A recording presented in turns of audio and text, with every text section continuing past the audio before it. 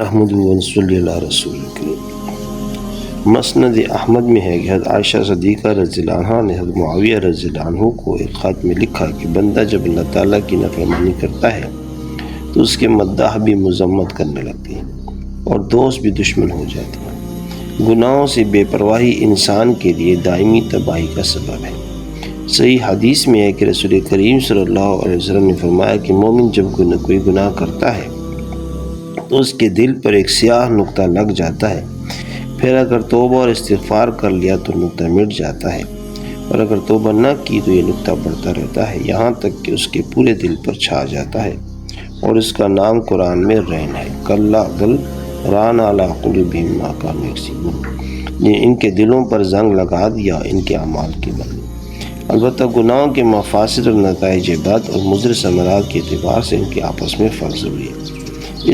اس فرق کی وجہ سے کسی گناہ کو کبیر اور کسی کو صغیرہ کہا جاتا ہے۔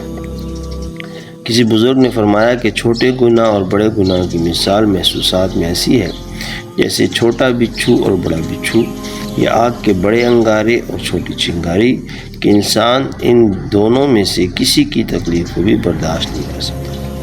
اسی لیے محمد بن کعب قرظی رحمۃ اللہ علیہ نے فرمایا کہ اللہ تعالیٰ کی سب سے بڑی عبادت یہ ہے کہ گناہوں کو ترک کیا جائے۔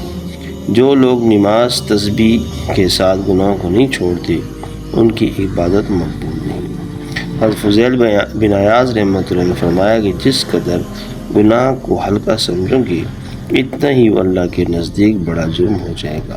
اور سلف صالحین نے فرمایا کہ ہر گناہ کفر کا قاصد ہے جو انسان کو کافرانہ اعمال و اخلاق کی طرف دعوت دیتا ہے۔ اللہ تعالیٰ آپ کو مجھے گناہوں سے بچنے کی توفیق عطا فرمائے۔ جزاک اللہ خیرا۔